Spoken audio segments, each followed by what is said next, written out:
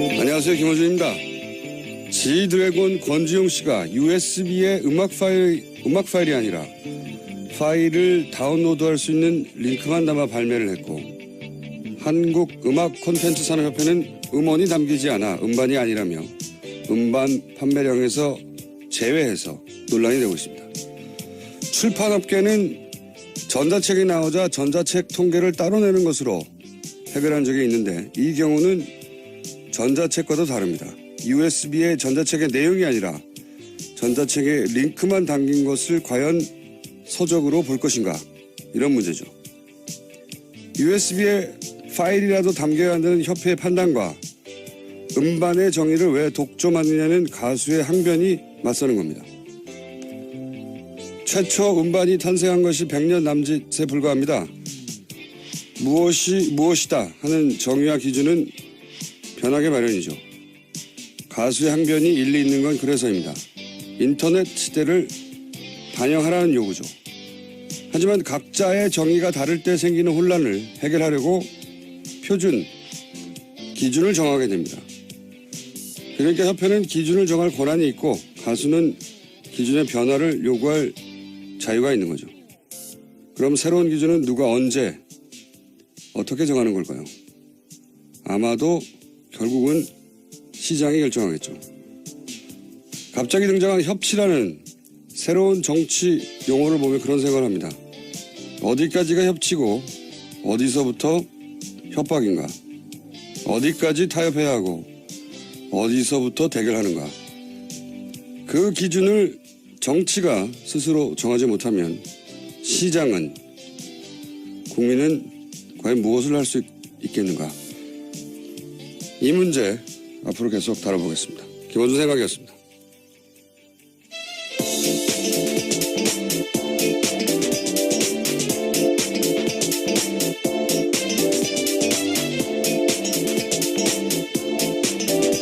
시사인의 김은지입니다. 네, 지드래곤 씨.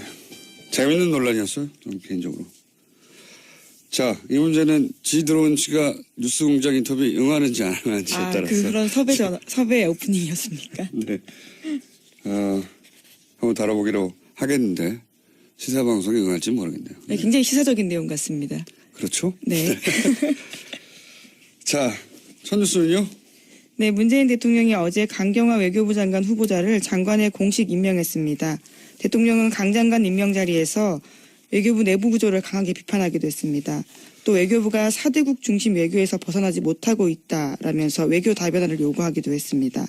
또한 대사 임명도 비외무고시 출신, 민간 전문가, 여성으로 넓혀야 한다고 주문했습니다. 여성 대사도 많이 나오겠군요. 자, 당연히 이제 여기에 야당은 예고한 대로, 양쪽 다 예고했었죠. 강행하겠다고 했고, 언론의 표현대로면 강행이고, 제 표현대로면 임명한 겁니다.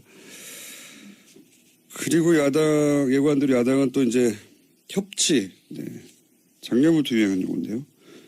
파괴하면서 반발을 했습니다. 그죠? 네, 게다가 대통령의 방미 동행 요청에도 들러리 역할 안 한다라는 분위기고요. 다만 자유한국당은 국회 보이콧은 여당이 원하는 방법이기 때문에 부정적이다라는 겁니다. 이렇게 다 안 하면은 야당도로 여기 가자고 하는 게 이게 나쁜 제안이죠. 제가 보기엔 야당이 아닌 것 같은데. 여하간 이제 방미 동행 요청에도 안 하겠다는 거고요. 다 안 갈지 모르겠어요. 여기는 갈 곳이 분명히 있을 겁니다. 보이콧은 어떻게 한답니까? 네, 그것이 여당이 원하는 방법이기 때문에 당장 하고 싶진 않다라는 건데요. 각 당의 기류가 다르기 때문에 단일한 입장 나오기가 쉽지 않습니다. 보이콧을 하겠다고 했다가 그것이 역풍이 있을 것 같으니까 여당이 원하는 방법이라고 한 거 아닌가요? 네, 재밌습니다. 카드가 안 된다고 생각한 거죠. 자, 관련해서 또 인사 소식이 많죠. 네, 우선 이에 대해서 대통령 반응에도 나왔는데, 문재인 대통령은 협치는 더 이상 없다든지 마치 대통령과 야당 간의 인사를 놓고 승부를 겨누는 것처럼 표현하는 것은 참으로 온당하지 못하다고 생각한다라는 식의 이야기도 했습니다. 그래서 이제 인사추천 뭡니까? 인사추천위원회. 위원회, 예. 위원회를 부활시키겠다는 거죠. 예. 네, 노무현 정부 때 있었던 시스템인데요. 검증 시스템을 강화해서 조국 민정수석 이런 개인한테 책임을 가는 것을 좀 분산시키겠다는 겁니다. 이번 주 화요일부터 시작합니다. 그렇군요. 결국 이 낙마, 안경환 법무부 장관 내정자 낙마 때문에 이제 이런 이야기가 나오기 시작한 건데, 그죠? 그게 42년 전인가요? 네. 네, 40년 넘게 일입니다. 75년이라고 나왔으니까 42년 전이겠죠. 예. 42년 전에 안 태어났죠? 안 태어나셨잖아요. 저는 태어났습니다. 아, 그러신가요? 네, 예. 당연합니다. 42살이 넘었기 때문에. 예. 김정 기자는 안 태어났죠. 예, 예. 이게 일부 언론 보도대로 이혼 기록을 남기지 않기 위해서 그렇게 여성을 위해서 일부러 소송을 한 건지 아니면 정말 일방적으로 몰래 혼인 신고를 한 건지는 이제는 사퇴해서 알 길이 없어졌어요. 예. 네, 피해자 인터뷰가 좀 나오긴 했는데요. 그래요? 예. 피해자를 특정할 수가 있게 됐어요? 채널A에서 피해자 인터뷰라고 해서 나왔다라는 부분들이 있었던 것 같은데, 제가 온라인에서 그러니까 직접 본 건 또 아니어가지고요. 예, 조금 내일 정확하게 말씀드리겠습니다. 이게 해당 여성에게 피해가 가거나 과거가 밝혀진 피해자 여성이라고 하면 이미 이제 일방적이라고 전제하는 거니까요. 지금이라고 말할 수 있을까요? 정확하게. 여하간 그 일은 지나갔는데 이제는 결국은 뭐 전자의 경우라면 일부러 기록을 남기지 않기 위해서 한 거라면 결국은 피해 여성, 그러니까 그 해당 여성에게 이제 2차적인 피해가 가지 않을까 우려가 있었을 것 같고 그게 아니라면 자신이 정치적 부담이 될 거라는 그런 정무적 판단을 한 거겠죠. 근데 사퇴를 했으니 이제 뭐 이건 일단락된 것인데 야당은 일단락이 아니라 이제 시작인 거죠. 예, 이 모멘텀으로 조국 민정수석 물러가라고 하고 있고 조국 수석이 물러가면 야당이 거기서 멈출 것인가. 절대 안 멈추겠죠. 또 한 가지 문제는 재판 기록을 어떻게 입수했나 이런 얘기 나오고 있죠. 근데 이제 언론에서는 이제 국정원 이야기가 전혀 안 나오잖아요. 근데 저는 소위 조난 자료죠, 이런 게. 조난 자료 하면 사실 국정원인데 보수 정권 하에서 소위 조난 자료로 관련된 것은 국정원이 작업을 해주는 경우가 많았다. 그렇게 저는 알고 있는데 조난 자료 시초는 박정희 시절이에요. 육군 방첩부대인가요? 네. 거기서 이제 소위 이제 그 반대 세력, 정치 반대 세력, 그 리스트를 파악하느라고 작성한 걸로 아는데 이후에 이제 중앙정보부 시절에 본격화됐고 안기부 국정원 거치면서 여전히 조난 자료는 저는 있는 걸로 알고 있습니다. 그래서 고위 공무원이나 대기업 혹은 뭐 언론 간부들이나 대학 교수도 있는 걸로 알고 있고요. 국공립대학 그러니까 서울대학이면 당연히 있겠죠. 시민단체 뭐 포괄적이고 체계적으로 관리한 걸로 알고 있는데 저도 아마 있을 것 같지 않은 본 적이 없기 때문에 얼버무리고 있습니다만 주진우 기자도 있지 않겠는가 생각이 들고 어쨌든 과거 기록을 본 사람들이 하면 뭐 100페이지가 넘는 기록도 한 사람의 그런 기록도 있다고 하고 당연히 이런 출생과 관련된 혹은 가족사와 관련된 기록들을 철저히 파악해서 미리 보관하고 있고 남녀관계도 있다고 해요. 그 안에 보면 사찰이죠. 그 영역까지 가면. 예전에 그 안기부 간부 그런 말을 한 적이 있었어요. 조난 자료가 안기부의 힘이라고. 안기부 힘이 원천이라고. 근데 이제 만약에 그렇다면 이건 뭐 추정입니다. 근거는 없어요. 근데 과거에 그랬었으니까 지금도 그러지 말란 법이 있는가 하는 정도 선에서 얘기를 하자면 문재인 정부 하에서 국정원이 거꾸로 문재인 정부를 상대로 이런 작업을 했다가 되는 거거든요. 만약 그렇다면. 근데 그런 가능성은 제로인가. 그 점도 청와대를 한번 살펴볼 필요가 있다고 저는 생각합니다. 그리고 주광덕 의원이 김기춘 비서실장 시절에 정무비서관 출신이라는 점을 고려하지 않더라도 과거에 분명히 그런 일이 있었으니까요. 네. 그리고 이제 또 한 축이 이제 법원 행정처에서 이 자료를 내주니까 법원 행정처 관련인데 이건 잠시 후에 저희가 이정렬 전 판사 연결해서 얘기 나눠보겠습니다. 다음 뉴스는요? 네, 안종범 전 수석 수첩과 관련된 내용입니다. 지난해 8월 3일에 최순실 씨가 미얀마 K타운 사업 챙기러 나흘간 미얀마 간 적이 있습니다. 그런 다음 최순실 씨가 이틀 뒤에 귀국하고 이틀 뒤에 박근혜 전 대통령이 안종범 전 수석에게 지시를 했다고 합니다. 지난해 8월 8일자 안종범 전 수석의 수첩에는 교통안전공단, 중고차 선적전 검사 이렇게 쓰여 있다고 하는데요. 한 달 전에 정부가 교통안전공단을 통해서 80억원가량 자동차 검사 장비 미얀마에 무상 지원했다고 합니다. 이 시기쯤에 박근혜 전 대통령과 최순실 씨가 차명폰으로 7차례 정도 통화했다고 합니다. 예. 통화를 자주 했다는 기사네요. 두 가지 네. 기사네요. 하나는 최순실 씨가 공적 개발 원조, 그러니까 원래 공적 작업으로 원조하라는 건데 개인 사업을 했다. 예. 그 내용을 대통령이 챙겼다는 거고, 또 하나는 통화를 두 사람이 자주 했다는, 예. 이런 비즈니스가 있으면 최순실의 개인 비즈니스가 있을 때는 통화가 자주 있었다. 뭐 이런 내용이네요. 네, 채널A가 또 관련된 보도했었는데요. 지난해 2월부터 10월까지 9개월 동안 850번 가까이 박근혜 전 대통령과 최순실 씨가 통화했다라고 합니다. 하루에 3번씩 통화한 셈이라고 합니다. 그렇군요. 파악한 걸로만. 네, 그런데 박근혜 전 대통령은 검찰에서 내 기억에는 최순실 씨와 자주 통화하지 않았다 이렇게 대답했다고 합니다.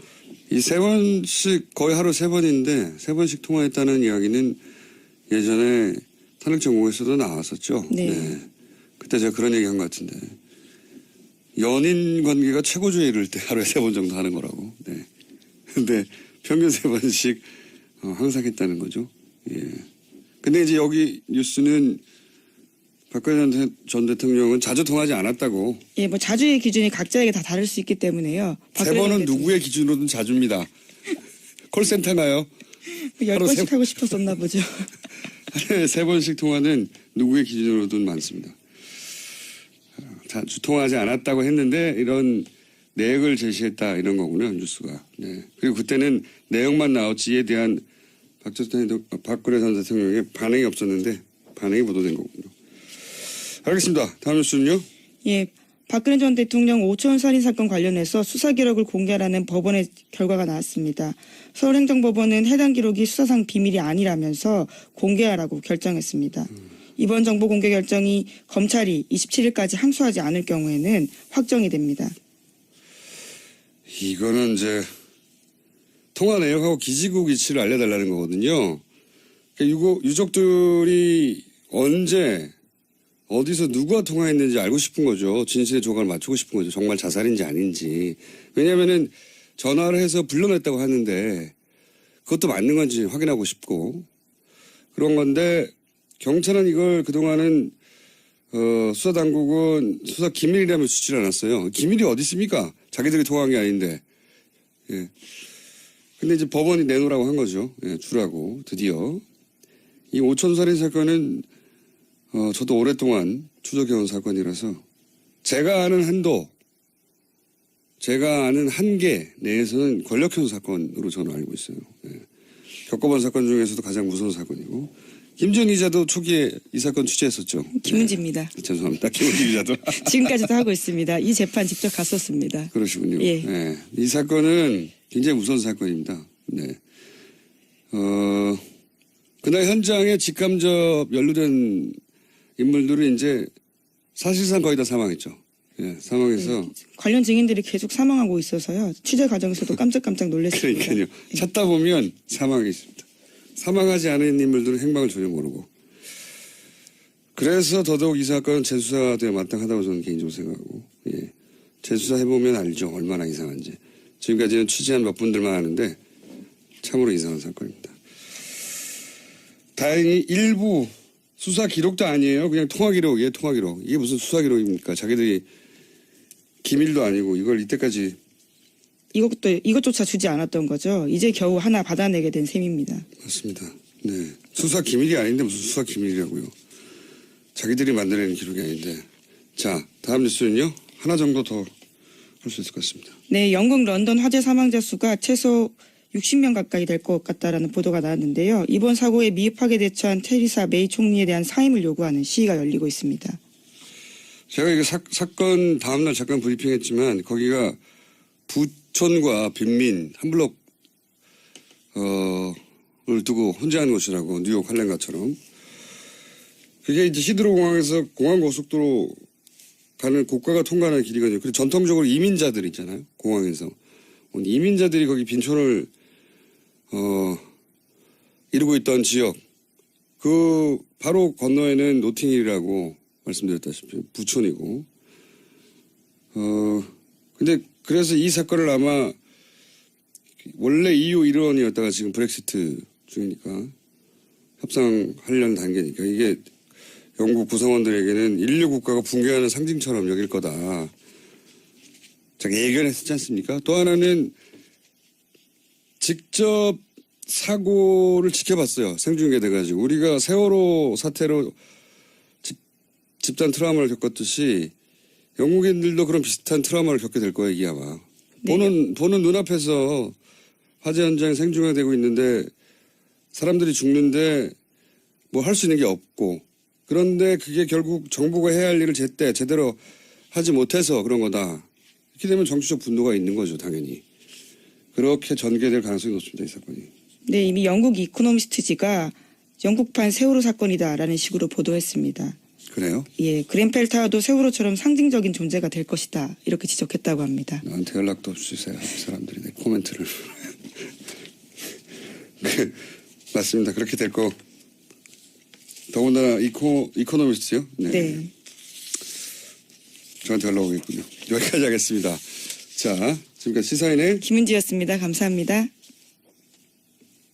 자, 이어서 좀 전에 예고드린 대로 한경환 법무부 장관 내정자 사퇴 관련해서 이 사퇴시킨 문건이 결국은 42년 전 판결문인데 유출 경위에 대한 논란이 있죠. 어제 자유한국당 중광덕 의원은 기자회견을 열고 논란에 대해서 해명을 했는데 소개하기 전에 기침을 하시면 어떡합니까, 이정일 판사님. 아이고, 죄송. 이 판결문에 대해서 문제 제기를 했던 이정일 전 부장판사 연결되어 있습니다. 안녕하십니까? 아유, 이거 전화 연결돼 있는지 몰랐습니다. 죄송합니다. 네. 인사를 기침으로 하신. 자, 주광덕 의원이 판사님을 직접 기자회견에서 언급을 했기 때문에 저희가 인터뷰를 하지 않을 수가 없습니다. 우선 언급을 하게 된 이유가 바로 가정법원의 판결문은 비공개가 원칙이라서 이 공개는 가사소송법을 위반한 것이라고 판사님 주장하셨죠. 이걸 좀 더 설명해 주십시오. 어떤 위반인지. 가사소송법 10조에 보면 이렇게 되어 있습니다. 가정법원에서 처리 중이거나 처리한 사건에 관해서는 성명, 연령, 직업 및 용모 등을 볼 때 본인이 누구인지 미루어 짐작할 수 있는 정도의 사실이나 사진을 신문, 잡지 그 밖의 출판물에 게재하거나 방송할 수 없다. 이렇게 되어 있고요. 그러니까 이제 뭐 미루어 짐작할 수 있을 정도로도 안 된다는 거니까 대놓고 하는 건 더 안 되는 거죠. 예. 기본적으로. 예. 그다음에 그 다음 조항인 10조의 2에 보면 이 판결문과 같은 재판서를 발급을 받으려면 재판 당사자이거나 또는 이해관계가 있는 제3자가 그 이해관계를 소명한 때 그때 법원 서기관이나 뭐 이런 법원 직원에게 신청할 수 있다 이렇게 돼 있습니다. 그렇군요. 그러니까 예, 두 가지 점인데 하나는 이런 신청 절차를 거쳤느냐. 그러니까 신청 절차를 거치지 않으면 이 재판서를 발급을 받을 수가 없어요. 그다음에 또 하나는 이 아까 좀 전에 말씀드린 대로 뭐 용모나 뭐 이런 거를 미루어 짐작할 수 있을 정도로도 보도하면 안 되는데 아예 판결문 전면에 뭐 인적 사항이 다 나왔죠. 생년월일, 그렇죠. 본적, 네. 주소 이게 다 나와 버렸어요. 네. 그러니까 이런 보도를 한 에도 책임이 있다는 거죠. 근데 주 의원이 얘기를 한 부분은 이 지금 10조의 2, 그러니까 본인은 이제 판결문 입수했다는 거잖아요. 네. 그러면 이 절차를 거쳤느냐가 문제가 되는 건데. 이해관계가 있는 제3자라는 거는 정치인은 해당이 안 되는 겁니까? 그렇죠. 보통 이런 경우죠. 예를 들어서 어떤 사람이 재판을 거쳐서 이혼을 했어요. 네. 그런데 이제 새로 결혼하려고 하는데 그 결혼 상대방이 보니까 왜 이혼을 했느냐 하니까 그때 뭐 상대방한테서 뭐 얻어맞았다, 폭행을 당했다 이렇게 주장을 했단 말이에요. 근데 좀 미심쩍다. 그래서 가정법원에 가서 내가 결혼할 사람인데 이 재판서를 좀 보고 싶다 하면은 떼볼 수 있는데 거기에 보니까 뭐 예를 바람 폈다 이렇게 이렇게 나올 수 있으니까 그런 경우에 이해관계가 있는 거죠. 제3자는 보통 이해관계가 없는 사람을 지칭하는 게 제3자인데 이해관계가 있는 제3자가 뭔가 했더니 그렇게 예를 드시니까 정확하게 이해가 되네요. 예. 네, 그러니까 지금 정치인이나 뭐 이런 경우에는 이해관계가 없는 거죠. 아무 이해관계가 없죠, 사적으로. 예. 네, 그렇죠. 그래서 이제 문제는 지금 주의원 쪽에서 얘기하고 있는 건 그거예요. 인사청문회법을 드는 것 같아요. 뭐 적법한 절차를 따라서 네.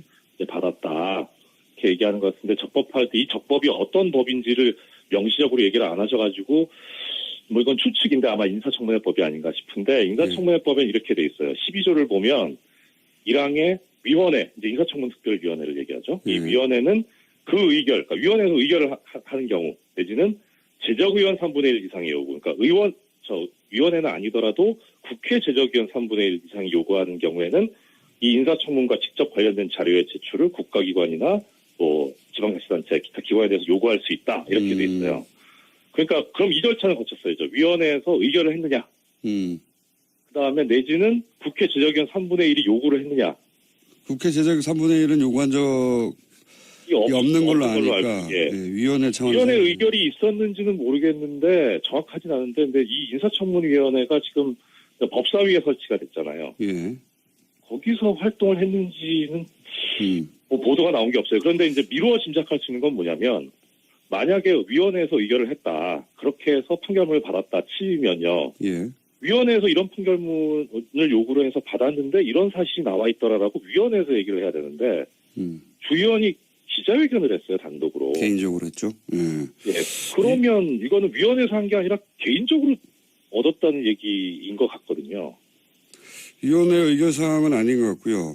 예. 예. 이건 뭐 저희가 따로 또 한번 인터뷰를 해보겠습니다. 근데 지금까지 말씀하신 걸 정리하면 그러니까 보도와 관련한 것은 언론사의 이제 책임을 물을 일인 것 같고, 그죠? 그렇죠. 이건 주의원하고 관계가 없죠. 네. 그리고 네. 이것이 주의원이 그 이해관계가 있는 제3자인가 하는 문제가 하나 있는 거고요. 아니다라는 말씀이신 네. 거고요. 예. 예. 이해관계가 있는 제3자여야 하는데 그리고 또 절차적으로 이게 위원회 의결을 거쳤느냐 하는 청문회법, 인사청문회법을 제대로 지켰느냐 하는 문제제기가 있을 수 있고요. 그죠? 그렇죠. 예, 이렇게 정리하면 맞는 거죠. 네, 그렇죠. 그러면은 그 두 가지 다 안 한 거 아닌가 싶은 생각이 드는 거죠. 그렇군요. 그럼 일단은 언론사, TV조선이죠. TV조선에서 이 인사 개인의 신상이 다 드러났죠. 왜냐하면 자료를 네, 흔들었기 그렇죠. 때문에 예. 네. 보도를 한 것은 기본적으로 법을 위반한 것은 맞군요. 그렇죠. 그거는 10조 위반이죠. 그리고 이 경우에는 72조에 보면 가사소송법에 이 보도 금지 규정을 위반한 경우에는 2년 이하의 금고 또는 100만 원 이하의 벌금에 처한다는 형사처벌 조항도 있어요. 알겠습니다. 네. 그리고 그 외에 이 보도 관련한 의문점은 없습니까? 일단 취득 보도 관련해서 과정이라든가 먼저 취득 일자라든가 뭐, 예. 말씀을 좀 드려보면 이 TV조선이 최초의 보도를 한 게 최초 보도인지 모르겠는데 일단 검색상 나오는 게 예. 지난 6월 15일 날 저녁 7시 30분에 뉴스판이라는 프로그램에서 보도가 됩니다. 예. 그리고 주광덕 의원이 블로그에도 올렸고 보도자료를 냈는데 거기에 이제 뭐 자기가 그 법원행정처에다 이 판결문을 요구를 했다라고 예. 하면서 요구한 일시가 6월 15일이에요. 뭐 시각은 안 나오는데. 예, 예. 그리고 취득한 때도 6월 15일입니다. 네. 그러니까 법원에서 받았다는 거죠. 당일날 바라받았군요. 예. 예. 그리고 주광덕 의원이 이 내용을 가지고 기자회견을 한 게 다음 날이 16일 11시예요. 단독으로 했죠. 네. 그러면은 이 16일 11시가 되기 전에는 주광덕 의원과 법원 쪽을 제외한 다른 곳은 이 판결문을 가지고 있을 수가 없죠. 그렇죠. 예. 그런데 TV조선은 그 전날 저녁 7시 반에 벌써 보도를 했단 말이에요. 그럼 TV조선은 갖고 있었다는 얘기죠. 이렇게 생각해 볼 수 있겠네요. 그러니까 법원행정처는 이제 이 해명 자료라면 법원행정처는 주 의원에게 요청받은 즉시 발급해 줬고 즉시 네. 거의 뭐 네. 당일 요청하고 당일 발급했다는 거가 되니까요. 그리고 주 의원은 자료 취득 즉시 기자회견을 하기 전에 TV조선에 먼저 넘겨준 걸로 추정할 수 있을 것 같은데요. 예. 그럴 수도 있죠. 그럴 수도 있는데 그럼 그 과정은 문제죠. 왜냐하면 왜 TV조선에 주느냐, 그러니까 왜 일개 언론사에 주느냐라는 거죠. 이것은 주 의원이 지금 주장하고 있는 게 뭐냐면 예. 공공의 이익에 관한 거다라는 거거든요. 예. 공공의 이익을 관한 거면 그러니까 그 16일 11시에 한 기자회견 이거는 어떻게 보면 이해는 가요. 예. 그러니까 공공이 알 수 있도록 한 거니까. 그런데 TV조선에 그냥 얘기하지 않고 만약에 지금 공장장이 말씀하신 대로 그런 절차로 줬다면 이거는 공공의 이익에 관련된 절차가 아니죠. 그 공공의 이익 말씀하시니까 네. 그 지금 말씀 듣고 두 가지가 떠오르는 하나는 뭐냐면 그 법원행정처가 자료 요청을 받은 즉시 이런 민감한 개인정보 자료를 당일 바로 넘겨주는 게 제가 알기로는 상당히 이례적인 것이 왜냐하면 이 자료 요청이 강제 조항이 아니잖아요. 제가 알기로는 네. 정보 요청을 하면 부처 내에서 자기 내규에 따라서 자체 판단을 해서 공개하지 않는 정보가 사실 상당히 많고 민주당이 야당 시절에는 뭘 달라고 해도 그 자료 공개를 하지 않는다고 워낙 그래서 힘들다는 소리를 많이 했었는데 이건 굉장히 빨리 준 케이스가 돼서 그게 좀 이례적인 게 하나 있고. 근데 이건 판사님이 모르실 부분이니까 저희가 따로 인터뷰를 해보겠고요. 또 하나는 지금 이제 공공의 이익, 그래서 이 보도 금지는 공공의 이익, 이해에 부합하기 때문에 그럴 경우에는 위법성이 조각될 수 있다고 주 의원이 이제 주장을 했습니다. 그러니까 이게 개인정보지만 공공의 이익을 위해서 공개할 수 있는 것이다. 위법성이 조각될 수 있다. 이렇게 반박했는데 여기에 대해서 뭐라고 하시겠습니까? 일단 가장 큰 부분은 뭐냐면요. 첫째는 공공의 이익 부분 관련해서 지금 주 의원이 얘기하고 있는 거는 판결문 공개라든가 보도 금지 뭐 이 부분이에요. 근데 네. 지금 제가 주 의원 쪽에 대해서 문제를 삼는 거는 판결문 공개나 보도 금지 부분이 아니고요. 그 언론사에 따질 일이고. 어떻게 취득했냐는 거예요. 네. 근데 주 의원이 그 얘기를 하고 나서는 것 자체가 좀 이상은 해요. 왜냐면은 그분은 국회의원이지 언론사 대변인이나 대표가 아니잖아요. 그렇죠. 그 이야기를 언론사가 할 일인데. 예. 그렇죠. 언론사가 할 일을 자기가 하고 있는 게 좀 이상하고 뭐 그건 그렇다 치고 또 두 번째는 보도자료도 그렇고 그다음에 블로그에도 올리셨던데 그 대법원 판례하고 헌법재판소 결정문을 인용을 하셨더라고요. 네, 결국 언론이 이것을 공개하는 것이 공공의 이익에 부합하기 때문에 공개할 수 있다 이런 얘기죠. 네. 그렇죠. 그런데 이 경우는 뭐냐면 지금 주 의원 말에 의하더라도 판결문을 공개할 수 있다. 네.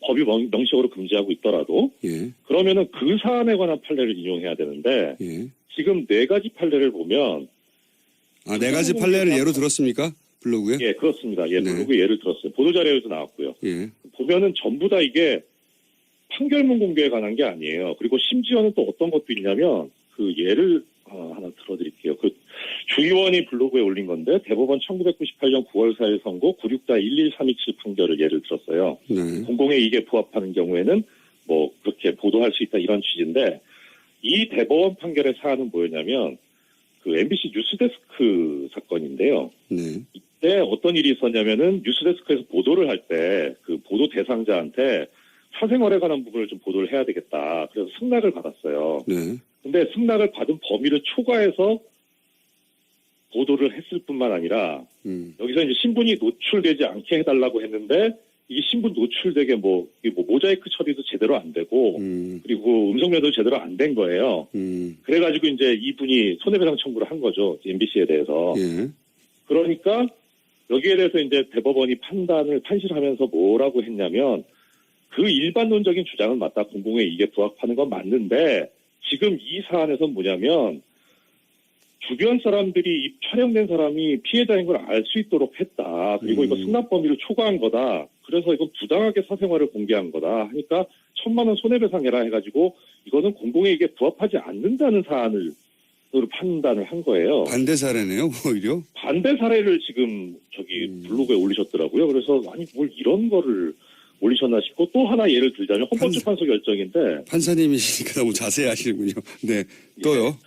예, 헌법재판소 결정인데 2013년 12월 26일 날 헌법재판소에서 나온 2009 헌마 747 헌법소원 사건이에요. 이거는 어떤 내용이냐면 그 문제된 분이 이명박 전 대통령에 대한 동영상을 블로그에 게시를 해서 비판을 했어요. 네. 그러니까 그걸 가지고 이제 검찰에서 기소유예 처분을 했는데 그러니까 기소유예라는 거는 죄가 인정되기는 하는데 다른 여타 이런 사정들을 고려해 보면은 이게 재판에 넘기는 것은 좀 과하다, 부당하다 해가지고 기소를 안 하는 처분이거든요.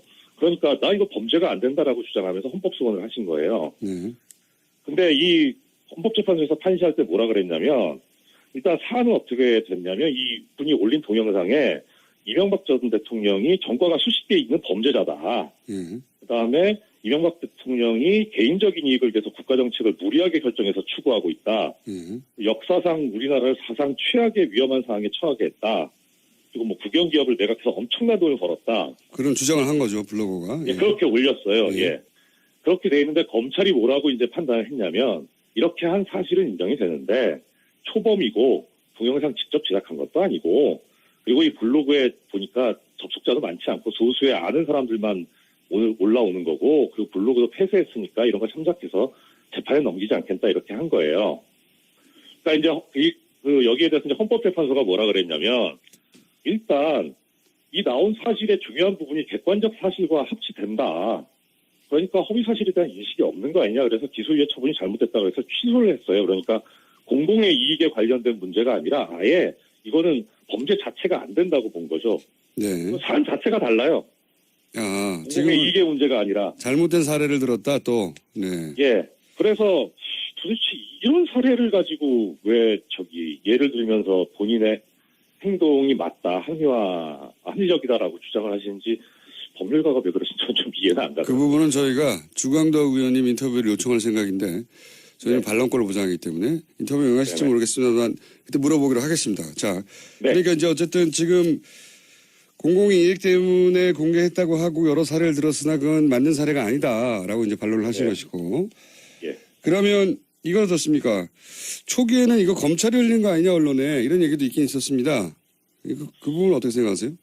그럴 가능성을 전혀 배제할 수는 없는데요. 일단 뭐 검찰에서 입수를 했을 수도 있으니까. 그런데 이제 뭐 그 부분에 대해서는 저는 큰 정보는 없는데 일단 시스템으로 보면 이게 지금 가사 판결서잖아요. 가사 소송에 관한 것. 그러면은 이 판결서하고 기록은 가정법원에서 보관을 해요. 법원에서 나왔을 것이다. 예. 그러니까 검찰에서 뭐 나왔다면 만약에 형사 판결이다 하면 검찰에서 나왔다 그러면 이게 합리적인 의심이 될 수 있어요. 그 형사 판결이나 형사 기록은 검찰에서 보관을 하니까. 이건 가사 소송이라 검찰하고는 일단은 관련이 없는데 그래서 법원에서 나왔을 가능성이 꽤 높아요. 시스템적으로는. 시스템적으로는 그렇다. 예. 근데 뭐 검찰에서 따로 뭐 입수해서 했다면요, 그건 할 말은 없는데, 그것까지 제가 잘은 모르겠습니다. 네, 그건 또 검찰에 저희가 물어봐야 될 내용이니까. 예. 이건 어떻습니까? 주광덕 의원은 이제 기자회견을 통해서도 서류 검토 과정에서 스스로 안 하는 것이다 이렇게 주장하고 있습니다. 근데 이제 워낙 오래된 것이고 민감한 개인정보라서 이런 정보가 누군가에 의해 제공됐을 가능성이 이제 계속 거론되는 거란 말이죠. 네네. 판사님 생각은 그러면 검찰은 아닌 것이라고 보고 판사님은 어떻게 보십니까? 올해 법원에 계신 분으로서. 일단 두 가지 가능성이 있어요. 그러니까 이제 심지어 피해자, 그 상대 여성분이 제공한 건 아니냐, 이런 얘기가 있다고 하더라고요. 예. 근데 이제 그러면 이제 두 가지 가능성이 있죠. 하나는 그분이 75년도인가 그때 판결을 받았을 때 그때 받은 판결문을 지금까지 가지고 있는 경우. 예. 생각하기 쉽지는 않지만 그럴 수도 있긴 하는 거죠. 예, 그럴 수도 있죠. 예, 예. 예. 그다음 또 하나는 최근에 안경환 후보자가 이제 법무부 장관 후보자로 지명이 되니까 이 사람은 안 된다 생각해서 이번에 비로소 판결문을 새로 발급받은 경우 이 두 가지가 있을 수 있어요. 그렇군. 당사자라고 한다면. 네. 예, 당사자면 그건 가소송법 위반이 아니죠. 기본적으로. 네. 당사자이기 때문에.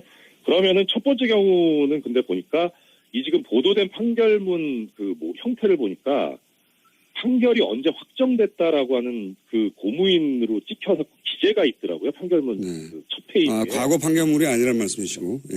그렇죠. 예. 새로 만약에 이제 거다. 새로 받을 그러니까 과거는 절대로 아니다라는 거죠. 이거 확정된 얘기가 나오니까. 예. 그다음에 두 번째 가능성은 주광덕 의원이 그 가능성을 배제시켜줬어요. 본인이 그거는 취득했다는 거잖아요. 네, 당사자는 아닌 것 같고. 예. 예. 그래서 당사자는 아닐 가능성이 거의 높지 않을까. 그러니까 그거는 주광덕 의원 말을 믿어야 될 거죠. 예. 만약에 그 부분을 거짓말했다면 이거는 그야말로 정말 심각한 문제니까. 그래서 일단 제3자가 제공했을 가능성은 그렇게 좀 가능성이 낮지 않나 싶은데 문제는 이제 그래서 이건 좀 이제 뭐 그야말로 여러 가지 짜기한 추측인데 일단 TV조선 보도 있었던 아까 말씀드렸던 6월 15일 요때로 한번 돌아가 보면은 이 당시에 어떤 일이 있었냐면요. 법원행정처에서 이 피의자와 유흥업소 간의 그 유착관계에 있는 부장판사가 있다는 사실을 알고도 징계를 안 했다라는 기사가 6월 15일 날 오전 뭐 그 전날부터 나옵니다. 네. 예, 그러면 법원 입장에서 보면은 이게 지금 검찰 지금에서 나오는 개혁 얘기도 뭐 이영렬 전 중앙지검장이나 뭐 안태근 검찰국장이 이제 부적절한 술자리를 가지고 거기서 이제 돈이 오갔다는 거잖아요. 처음에 거기서 출발했죠. 예. 예, 거기서 출발했죠. 그러니까 이 사안이 법원 개혁의 출발이 될 가능성이 있다고 보여요. 검찰에서 그렇게 불거진 사안의 전례를 볼 때 이렇게 그렇죠. 이제 법원행정처에서 부장판사가 피의자 유흥업소 간의 문제를 알고 있었는데도 징계를 안 했다. 네, 그렇죠. 그리고 이게 어떤 문제가 있냐면 이 문제된 부장판사는 제가 누군지는 모르는데 일단 직책이 고등법원 부장판사거든요. 예. 차관급인데 이 고등법원 부장판사는 다른 판사들하고 달리 고등법원 부장판사가 될 때 대법원장에서 발탁이 돼요. 대법원장으로 가는 게 아니고. 예. 네. 그래서 아니 이런 사람을 어떻게 고등법원 부장판사로 발탁을 했냐. 게다가 라고 이제 하는 최근에 그 대법원장에 대한 문제 제기가 있을 수 있겠군요. 그렇죠. 지금 뭐 안경환 후보자 관련해가지고 뭐 조국 인사수석이라든가 뭐 조현옥 인사수석에 민정수석이라든가 조현옥 인사수석에 대해서 뭐 책임져야 된다 이런 얘기 나오는데 이걸 그대로 적용을 하면은 양승태 대법원장은 몇 번 그만뒀어야 되거든요. 그러니까 그거를 견제하자는 차원에서 법원 쪽에서 먼저 줬을 가능성이 있지 않나, TV조선 쪽에다가.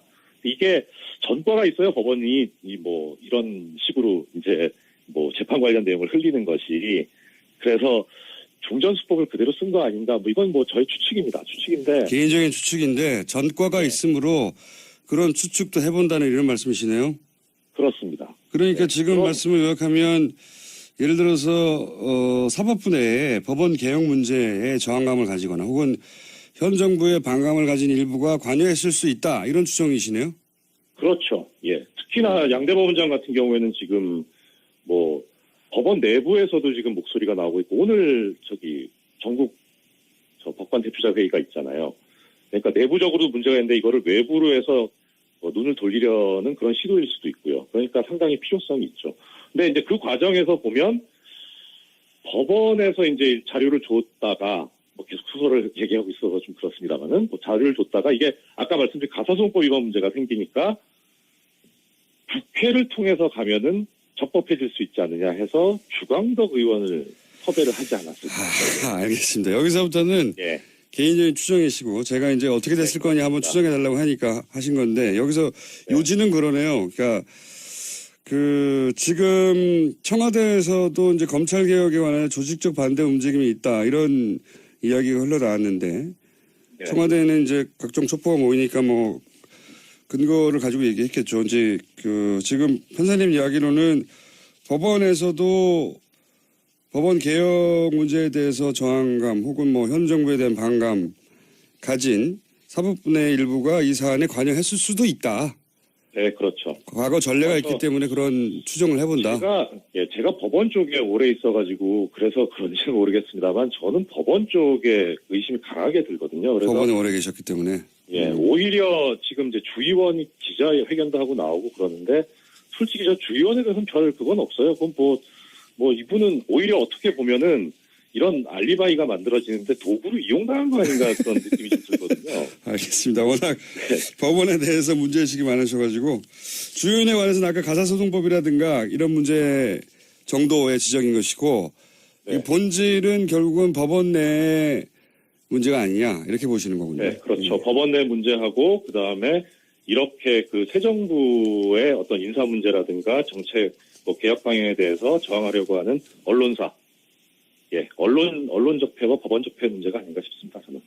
알겠습니다. 오늘 여기까지 듣겠습니다. 오늘 말씀 감사합니다. 예, 고맙습니다. 네. 자, 반론 보장하고 있으니까 주광덕 의원님 저희가 연락드릴 테니까 섭외 응해 주시면 감사하겠습니다. 뭐 다른 기자회견을 하셔도 좋고요. 여기까지 하겠습니다. 이정열 전 부장판사였습니다. 대국 중심 외교에서 벗어나지 못하고 있다라면서 외교 다변화를 요구하기도 했습니다. 또한 대사 임명도 비외무고시 출신, 민간 전문가, 여성으로 넓혀야 한다고 주문했습니다. 여성 대사도 많이 나오겠군요. 자, 당연히 이제 여기에 야당은 예고한 대로, 양쪽 다 예고했었죠. 강행하겠다고 했고, 언론의 표현대로면 강행이고, 제 표현대로면 임명한 겁니다. 그리고 예고한 대로 야당은 또 이제 협치, 작년부터 유행한 용어인데요. 파괴라면서 반발을 했습니다. 그죠? 네, 게다가 대통령의 방미 동행 요청에도 들러리 역할 안 한다라는 분위기고요. 다만 자유한국당은 국회 보이콧은 여당이 원하는 방법이기 때문에 부정적이다라는 겁니다. 이렇게 다 안 하면은 야당도로 여기 가자고 하는 게 이게 나쁜 제안이죠. 제가 보기엔 야당이 아닌 것 같은데. 여하간 이제 방미 동행 요청에도 안 하겠다는 거고요. 다 안 갈지 모르겠어요. 여기는 갈 곳이 분명히 있을 겁니다. 보이콧은 어떻게 한답니까? 네, 그것이 여당이 원하는 방법이기 때문에 당장 하고 싶진 않다라는 건데요. 각 당의 기류가 다르기 때문에 단일한 입장 나오기가 쉽지 않습니다. 보이콧을 하겠다고 했다가 그것이 역풍이 있을 것 같으니까 여당이 원하는 방법이라고 한 거 아닌가요? 네, 재밌습니다. 카드가 안 된다고 생각한 거죠. 자, 관련해서 또 인사 소식이 많죠. 네, 우선 이에 대해서 대통령 반응에도 나왔는데 문재인 대통령은 협치는 더 이상 없다든지 마치 대통령과 야당 간의 인사를 놓고 승부를 겨누는 것처럼 표현하는 것은 참으로 온당하지 못하다고 생각한다라는 식의 이야기도 했습니다. 네. 그래서 이제 인사추천 뭡니까? 인사추천위원회. 위원회를 부활시키겠다는 거죠. 네, 노무현 정부 때 있었던 시스템인데요. 검증 시스템을 강화해서 조국 민정수석 이런 개인한테 책임을 가는 것을 좀 분산시키겠다는 겁니다. 이번 주 화요일부터 시작합니다. 그렇군요. 결국 이 낙마, 안경환 법무부 장관 내정자 낙마 때문에 이제 이런 이야기가 나오기 시작한 건데, 그죠? 그게 42년 전인가요? 네. 네, 40년 넘게 일입니다. 75년이라고 나왔으니까 42년 전이겠죠. 42년 전에 안 태어났죠? 안 태어나셨잖아요. 저는 태어났습니다. 아, 그러신가요? 네, 당연합니다. 42살이 넘었기 때문에. 예. 김정기 기자는 안 태어났죠. 예. 이게 일부 언론 보도대로 이혼 기록을 남기지 않기 위해서 그렇게 여성을 위해서 일부러 소송을 한 건지 아니면 정말 일방적으로 몰래 혼인 신고를 한 건지는 이제는 사퇴를 해서 알 길이 없어졌어요. 예. 네, 피해자 인터뷰가 좀 나오긴 했는데요. 그래요? 예. 피해자를 특정할 수가 있게 됐어요? 채널A에서 피해자 인터뷰라고 해서 나왔다라는 부분들이 있었던 것 같은데, 제가 온라인에서 그러니까 직접 본 건 또 아니어가지고요. 예. 조금 내일 정확하게 말씀드리겠습니다. 이게, 해당 여성에게 피해가 가거나 과거가 밝혀진 피해자 여성이라고 하면 이미 이제 일방적이라고 전제하는 거니까요. 지금이라고 말할 수 있을까요? 정확하게. 여하간 그 일은 지나갔는데 이제는 결국은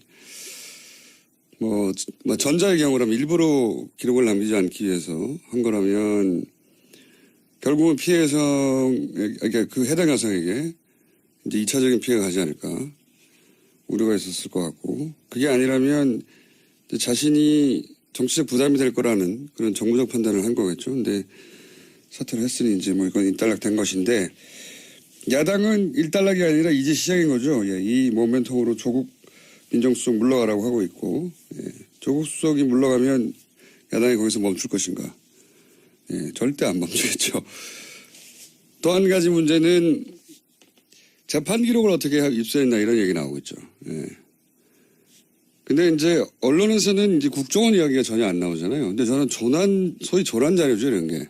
조난 자료 하면 사실 국정원인데 보수 정권 하에서 소위 조난 자료로 관련된 것은 국정원이 작업을 해주는 경우가 많았다. 그렇게 저는 알고 있는데 조난 자료 시초는 박정희 시절이에요.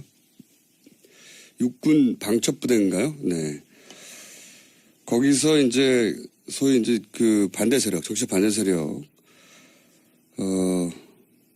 그 리스트를 파악하느라고 작성한 걸로 아는데 이후에 이제 중앙정보부 시절에 본격화됐고 안기부 국정을 거치면서 여전히 조난 자료는 저는 있는 걸로 알고 있습니다. 그래서 고위 공무원이나 대기업 혹은 뭐 언론 간부들이나 대학 교수도 있는 걸로 알고 있고요. 국공립대학 그러니까 서울대학이면 당연히 있겠죠. 시민단체 뭐 포괄적이고 체계적으로 관리한 걸로 알고 있는데 저도 아마 있을 것 같지 않나요? 본 적이 없기 때문에 얼버무리고 있습니다만 주진우 기사도 있지 않겠는가 생각이 들고 어쨌든 과거 기록을 본 사람들이라면 뭐 안녕하세요 김호준입니다. 지드래곤 권지용 씨가 USB의 음악 파일이 아니라 파일을 다운로드할 수 있는 링크만 담아 발매를 했고 한국음악콘텐츠산업협회는 음원이 담기지 않아 음반이 아니라며 음반 판매량에서 제외해서 논란이 되고 있습니다.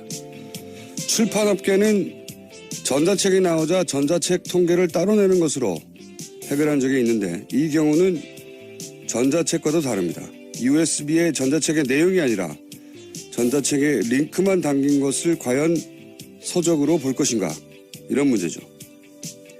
USB에 파일이라도 담겨야 한다는 협회의 판단과 음반의 정의를 왜 독점하느냐는 가수의 항변이 맞서는 겁니다. 최초 음반이 탄생한 것이 100년 남짓에 불과합니다. 무엇이다 하는 정의와 기준은 변하게 마련이죠.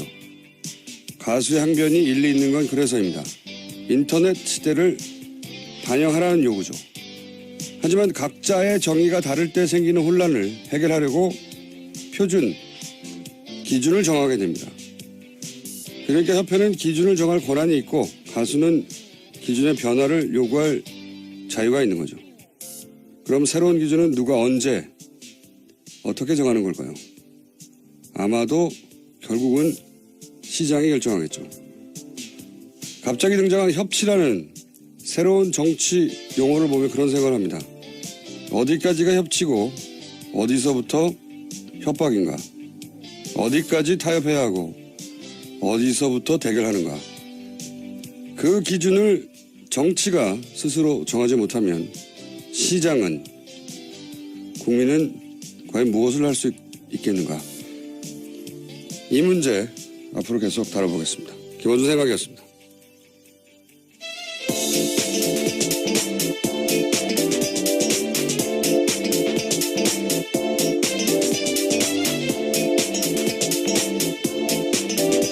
시사인의 김은지입니다. 네.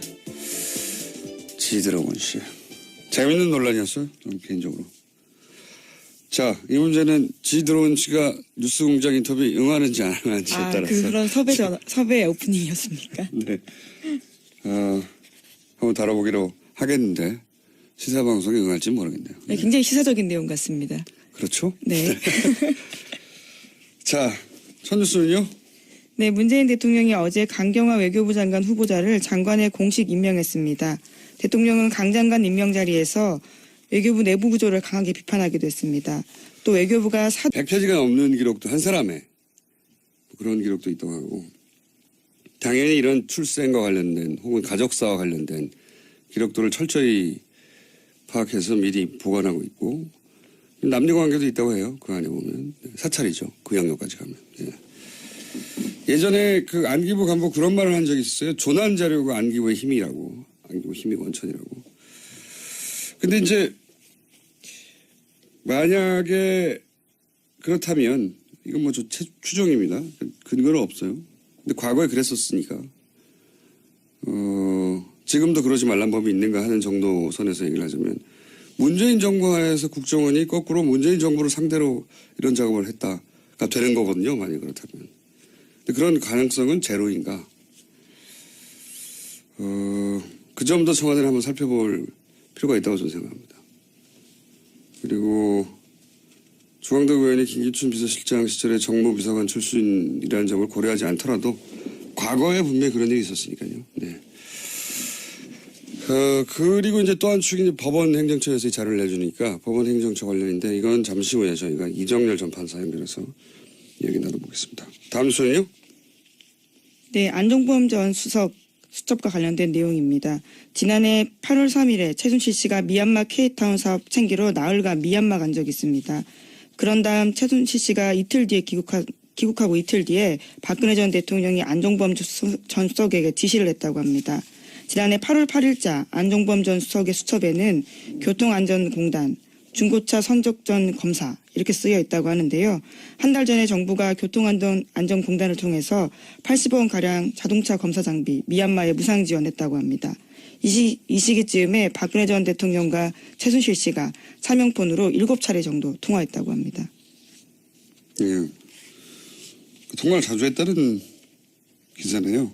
두 가지 네. 기사네요. 하나는 최순실 씨가 공적 개발 원조, 그러니까 원래 공적 작업으로 원조하라는 건데 개인 사업을 했다. 예. 그 내용을 대통령이 챙겼다는 거고, 또 하나는 통화를 두 사람이 자주 했다는, 예. 이런 비즈니스가 있으면 최순실의 개인 비즈니스가 있을 때는 통화가 자주 있었다. 뭐 이런 내용이네요. 네, 채널A가 또 관련된 보도했었는데요. 지난해 2월부터 10월까지 9개월 동안 850번 가까이 박근혜 전 대통령과 최순실 씨가 통화했다라고 합니다. 하루에 3번씩 통화한 셈이라고 합니다.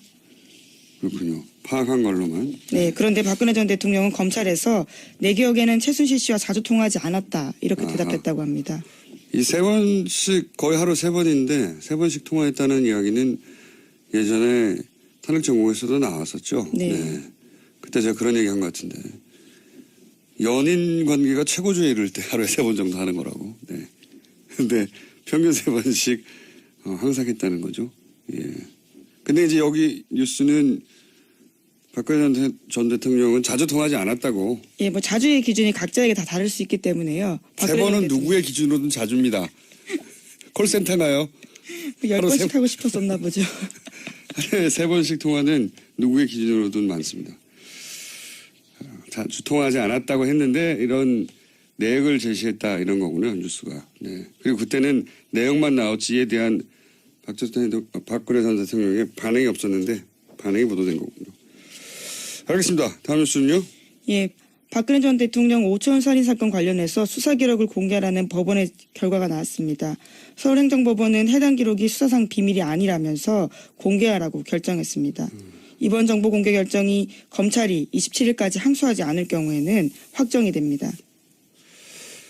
이거는 이제 통화 내역하고 기지국 위치를 알려달라는 거거든요. 그러니까 유족들이 언제 어디서 누구와 통화했는지 알고 싶은 거죠. 진실의 조각을 맞추고 싶은 거죠. 정말 자살인지 아닌지. 왜냐하면은 전화를 해서 불러냈다고 하는데 그것도 맞는 건지 확인하고 싶고 그런 건데 경찰은 이걸 그동안은 수사당국은 수사 기밀이라며 주질 않았어요. 기밀이 어디 있습니까? 자기들이 통화한 게 아닌데. 예. 근데 이제 법원이 내놓으라고 한 거죠. 예, 주라고 드디어. 이 오촌살인 사건은 저도 오랫동안 추적해온 사건이라서 제가 아는 한도, 제가 아는 한계 내에서는 권력형 사건으로 저는 알고 있어요. 예. 겪어본 사건 중에서도 가장 무서운 사건이고 김지훈 기자도 초기에 이 사건 취재했었죠. 김은지입니다. 네. 죄송합니다. 김은지 기자도. 지금까지도 하고 있습니다. 이 재판 직접 갔었습니다. 그러시군요. 예. 네. 이 사건은 굉장히 무서운 사건입니다. 네. 그날 현장에 직간접 연루된 인물들은 이제 사실상 거의 다 사망했죠. 예, 사망해서. 관련 증인들이 계속 사망하고 있어서요. 취재 과정에서도 깜짝깜짝 놀랐습니다. 그러니까요. 찾다 보면 사망이 있습니다. 사망하지 않은 인물들은 행방을 전혀 모르고. 그래서 더더욱 이 사건은 재수사되어 마땅하다고 저는 개인적으로 생각하고. 예. 재수사해보면 알죠. 얼마나 이상한지. 지금까지는 취재한 몇 분들만 아는데 참으로 이상한 사건입니다. 다행히 일부 수사 기록도 아니에요. 그냥 통화 기록. 예, 통화 기록. 이게 무슨 수사 기록입니까? 자기들이 기밀도 아니고 이걸 이때까지